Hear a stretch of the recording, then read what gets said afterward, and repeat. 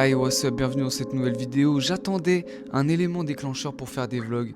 Et récemment, j'ai commencé le livre de mon book club, Le Chant d'Achille.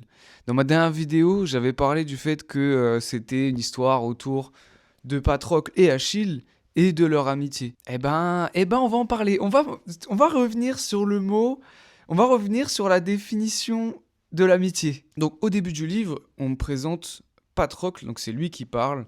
Il dit que voilà, son daron, il l'aime pas parce qu'il est pas ouf en sport, il est ouf en rien. Les meufs, elles veulent pas de lui. Bref, il est nul. En plus, il fait une dinguerie. Je vous dis pas quoi. Bon, en vrai, je pourrais vous dire parce que c'est vraiment le début du livre, mais je vous le dis pas quand même. Vous avez vu comment je suis professionnel et je garde les secrets pour vous.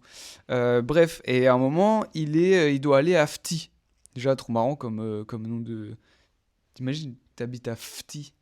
Bon, je sais pas, bref, je suis pas inspiré pour ça ce soir. Mais vous inquiétez pas, on arrive dans le. On arrive dans. On va définir, vous et moi, ce que c'est que l'amitié. À un moment, il va rencontrer un autre mec qui est trop stylé, qui est trop fort en tout, qui s'appelle Achille. Achille, il est trop fort, il est trop beau, voilà. Ben, j'aurais pu me douter d'ailleurs au début quand il parle de lui, il parle des muscles, tout ça. Bon, voilà, on se dit après moi je me disais tranquille, c'est de l'amitié, c'est de l'amitié. Et à un moment, il parle et tout. Il commence à parler de ses lèvres et tout, et je me dis, ah, est-ce que entre potes, moi, je regarde les lèvres comme ça de mes potes, je me dis, peut-être, non, je crois pas, et à un moment, il est vraiment sur lui, là, je me dis, en tant que pote, je suis, je suis pote d'Achille. Je lui dirais, Achille, chill, chill. Faut savoir que jusqu'à ce moment-là, je suis persuadé que c'est que de l'amitié entre eux. Vraiment, moi, je vois rien venir. Et à un moment, il se roule une pelle, en fait. Je crois que je suis la seule personne au monde qui a lu ce livre. Et qui a eu. Ça a été pour moi un twist de découvrir qui c'était en kiff.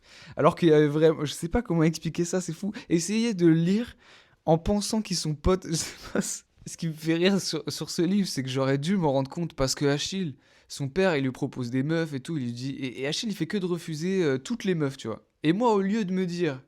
Ah, peut-être qu'il est gay. Au lieu de me dire ça, je me suis dit, ah ouais, vraiment, ah, il a peut-être qu'une meuf en tête. Du coup, c'est pour ça qu'il rejette toutes les autres meufs. Et non, c'est pas un livre sur l'amitié de Patrocle et Achille, encore une fois. Encore une fois, ça n'est pas de l'amitié. Moi qui pensais juste lire une histoire d'amitié, en fait, c'est une romance. Voilà. Mais c'est très bien, hein. C'est très bien. C'est pas une critique. C'est plutôt de la surprise. Et à quel point. Enfin, c'est fou. C'est génial de ne pas se rendre compte. C'est dire à quel point je ne me renseigne pas. Et je prends par feeling les livres, en fait. Le chant d'Achille, depuis la dernière fois que j'en ai parlé dans cette même vidéo, c'était il y a 2 semaines. Voilà, ce que j'ai tourné juste avant, c'était il y a 2 semaines. La magie du montage et de moi qui ai la flemme de faire des trucs. J'ai lu 200 pages et j'ai arrêté. J'ai arrêté de lire parce que je me faisais chier, en fait. Voilà, je sais que c'est honteux, tout le monde me dit mais quoi, mais non, mais la fin elle est incroyable, faut aller à la fin, c'est un truc de ouf et tout. Eh, franchement, je me tape pas 500 pages juste pour voir la fin. Si je prends pas de plaisir au début, en fait, la relation c'est un peu trop à l'eau de rose, je sais pas, c'est trop romantique, c'est trop. Ça m'a redonné envie de lire l'Iliade, l'Odyssée, tout ça, c'est super bien, ça m'a remis dans le truc, je suis en train de jouer à Hades. Mais le chant d'Achille, c'est pas pour moi. Et je suis en train de me dire, est-ce que Circé, il faut que je le lise? Est-ce que Circé, c'est la même chose? C'est encore un. Peut-être que c'est Madeleine Miller que j'aime pas. Je t'aime pas, Madeleine. J'aime pas. Voilà, j'aime pas. Je suis désolé, mon book club, il va être tellement déçu. Mon book club va être trop déçu, mais ils savent déjà en fait. J'ai pas pu le cacher avant quand on va se capter là dans une dizaine de jours. D'ailleurs, à la vitesse où je fais des vidéos, il y a moyen que d'ici une dizaine de jours, cette vidéo ne soit pas encore sortie et qu'on voit le book club dans la vidéo. Vous pouvez peut-être vous spoiler là si vous avancez un petit peu. En ce moment, je lis Le Puits de l'Ascension. D'ailleurs, je crois que j'ai pas assez parlé de la fantasy parce que c'est vrai qu'après j'en lis pas tant que ça. On va dire, je lis un livre de fantasy par an. Voilà, c'est celui-là. C'est une série de 3 livres, donc bah, super, il me restera un autre après. Mais j'en ai pas assez parlé, je trouve, sur cette chaîne de Fils des Brumes, de Brandon Sanderson, de la fantasy de manière générale. Donc ça, c'est des livres très populaires. Moi, la fantasy, je me disais, ah, je sais pas, j'ai jamais été trop fantasy. En fait, c'est plus ces derniers temps, on va dire, je me suis mis à jouer à Skyrim, je sais plus quand, et ça a créé en moi tout un truc je commence à bien aimer la fantasy, en fait, je pense. Et je prends beaucoup de plaisir à lire.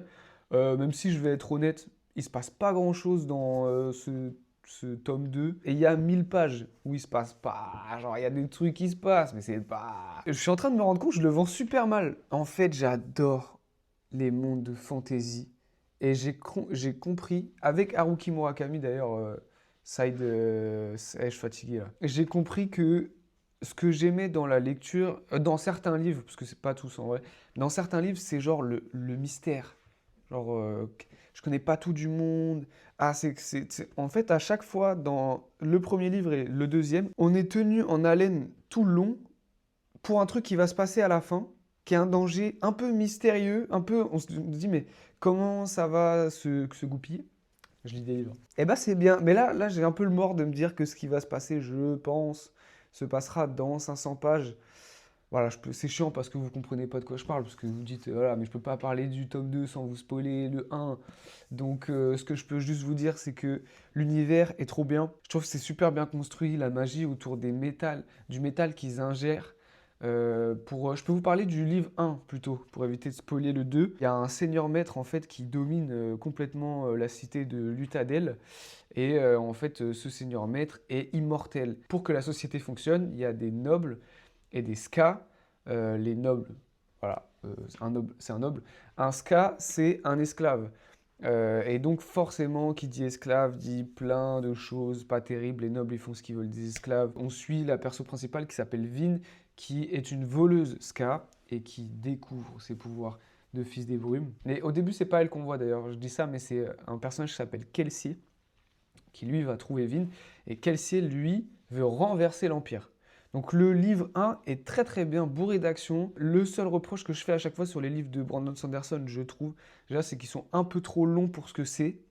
Parce que je considère vraiment il y a des longueurs, pour moi, il y a des discussions, beaucoup de dialogues. Des fois, je reste persuadé qu'il y a des chapitres qui ne sont pas nécessaires. En fait, je trouve que on s'attache au personnage. Là, en fait, j'arrive à lire celui-là, alors qu'il ne se passe pas grand-chose, parce que je suis pas mal attaché au personnage. Et comme je l'ai dit tout à l'heure, beaucoup tenu en haleine aussi par la menace. Ce qui me permet de rebondir sur une deuxième chose. La deuxième chose, c'est que actuellement, je lis Le Puits de l'Ascension, comme je viens de le dire, mais je ne lis pas de livres à côté du Puits de l'Ascension. Et ça, peut-être que vous en avez rien à foutre, mais ce que je veux dire, c'est que je crois que ça ne m'est jamais arrivé. Parce que depuis que je lis toujours plusieurs livres en même temps. Et en fait, j'ai constaté que j'avais l'impression de ne pas progresser dans mes séries de livres ou de ne pas vraiment être à fond dans un livre. Alors peut-être c'est une période là, mais du coup je me suis dit j'aimerais bien lire un livre à la fois ou alors peut-être essayer de faire un truc genre en lire deux, mais peut-être lire de la fiction et à côté de la non-fiction. Mais là, en ce moment, j'ai juste envie d'en lire un. Donc, je me concentre sur Le Puits de l'Ascension. J'avais commencé La Métamorphose de Kafka. Ça a l'air trop bien. C'est probablement ce que je vais lire juste après Le Puits de l'Ascension. J'ai lu les 10 premières pages et j'avoue, c'est énorme. C'est un mec qui se réveille dans son lit, c'est une mouche. C'est trop marrant. Mais je n'ai pas continué parce que j'ai l'impression que dans ma tête, j'ai pas assez de drame pour ceux qui connaissent les PC. Ça a l'air trop bien, mais je me suis dit, je veux me concentrer sur ça parce que Le Puits de l'Ascension, le tome 1, pardon, je l'avais lu à côté de plein d'autres livres. Et donc, il y a des moments où j'ai fait un peu des pauses du livre et tout. Et j'ai envie de vivre l'expérience pleinement, de me dire, le truc de 1000 pages, je vais de bout en bout. Alors, c'est pas forcément vrai parce que j'avais fait une pause à 200 pages pour lire Le Chant d'Achille et puis j'avais lu d'autres trucs. Je sais même plus c'est quoi. Enfin, bref. Et donc là, depuis la page 200, je suis vraiment en train de détruire le livre. Je suis page 590. Et même là, je suis en train de me dire, c'est long comment je lis. Je sais pas si c'est les réseaux qui me matrixent. En fait, ça me prend tout le mois là de lire ça. Et j'adore, bah, attention, j'adore ma lecture, mais je me rends compte que je suis peut-être trop dispersé dans ma vie, peut-être trop attrapé par, on entend souvent le discours, ouais, les réseaux sociaux et tout. C'est un peu vrai, il y a quand même pas mal d'heures que je passe sur Insta et tout, ou même quand je suis chez moi, parfois je procrastine de lire, alors que quand je lis, je kiffe. Donc je sais pas si je me fais comprendre, c'est peut-être bizarre, mais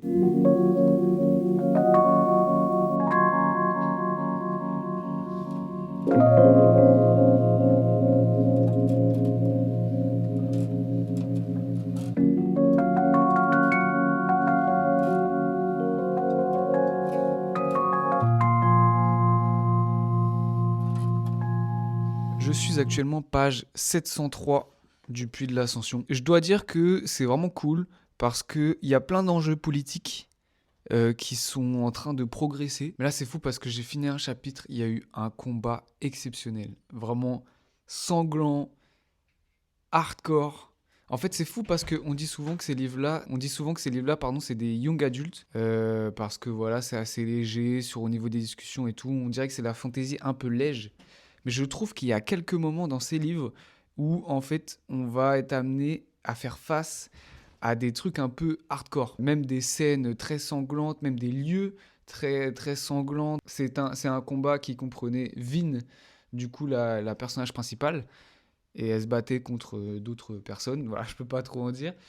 Mais c'était fou. Vraiment, surtout, en fait, ce qui est dingue, c'est que je ne m'y attendais pas du tout. Et le fait que ce combat ait eu lieu dans ces conditions, à ce moment-là, et tout ce que ça et tout l'impact que ça a eu, en fait, je trouve que ça en dit beaucoup aussi sur les personnages, sur la manière dont ils ont pu réagir au combat et à quel point Vin, elle est surpuissante, en fait. C'est juste ça que je veux dire.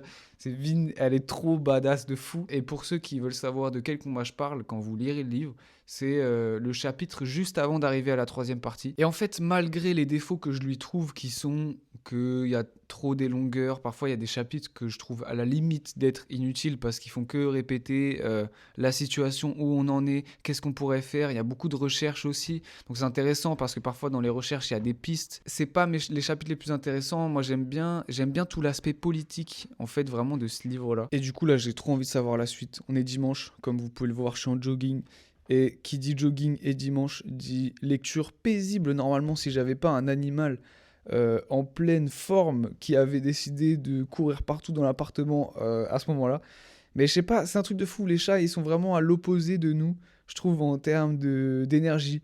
Genre toi, quand t'es fatigué et tout, ou alors t'es triste, tout comme ça, ton chat, il trace, c'est le moment où il court, quoi. Pour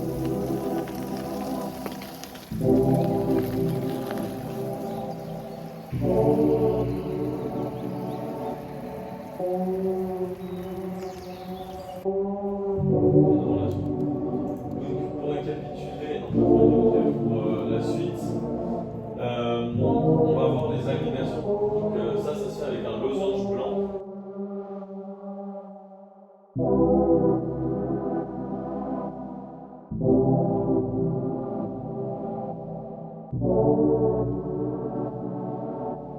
Le book club s'est passé, ça y est, on a fait petit billard et tout, et je leur ai demandé de me dire ce qu'elle pensait du livre pour mettre des petits extraits dans la vidéo. Donc, eh bah, let's go. Beaucoup de descriptions. Le monde de la mythologie très intéressant, ceci dit.